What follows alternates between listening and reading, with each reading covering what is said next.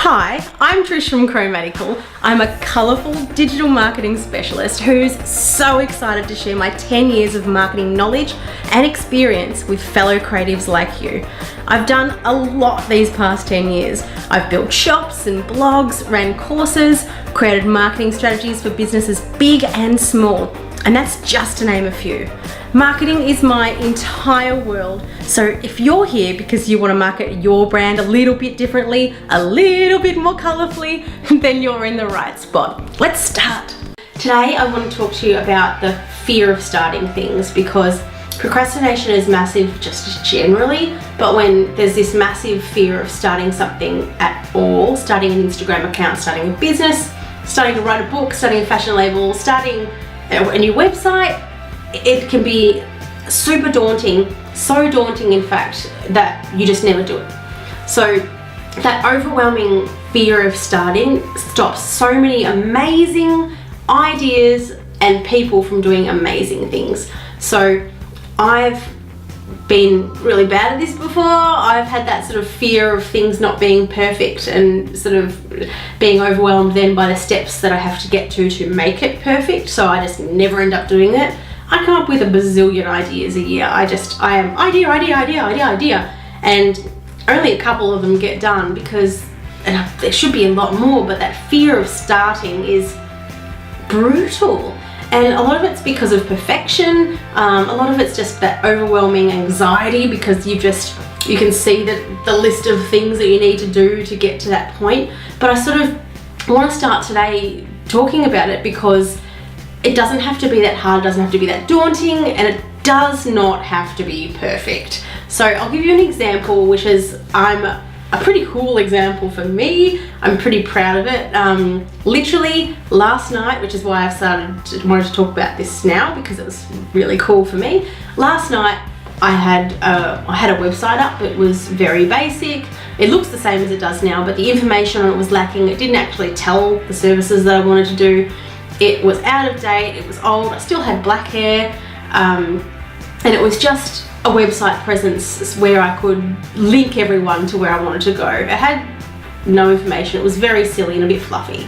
So I really wanted to spend time working on it and tell people what I can offer and really build it up so that when I am ready to do my ebooks and launch some exciting things that I have planned, it's ready.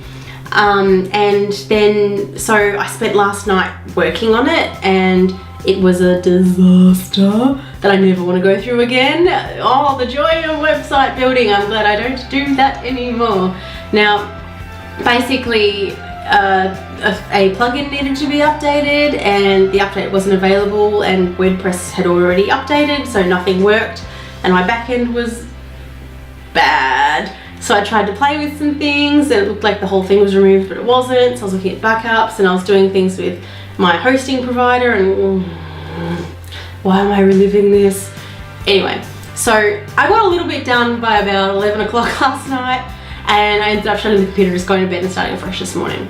So I spent all day on it until about 2 o'clock-ish and I was like, all right, it's not perfect, but the information's there.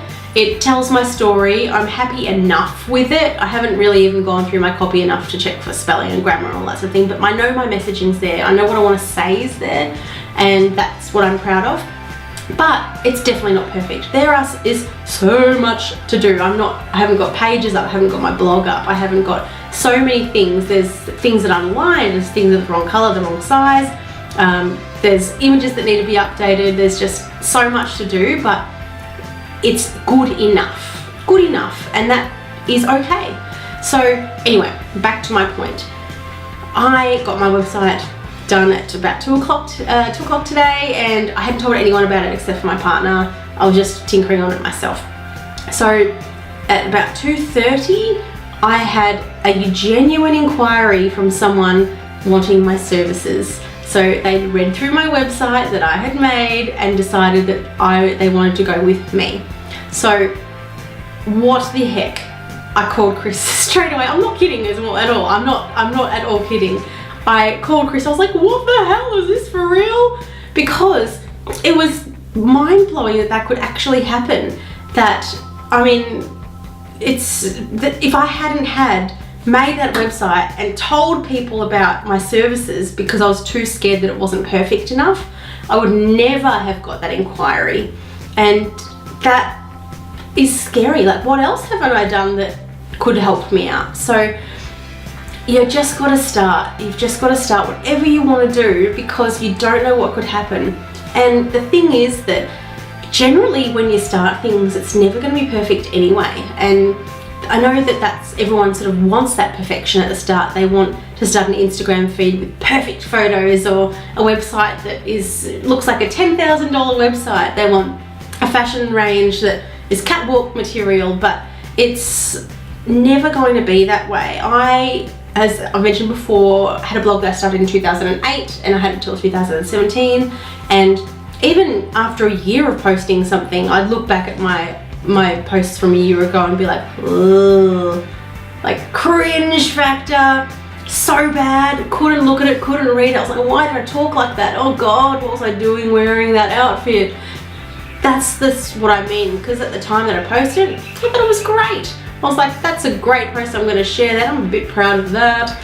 But looking back at it, it's not that great. So perfection one day is very different to perfection another day. So by just starting, you will get there, and you will at least have started and have something to work on and grow from. Because another example is these videos.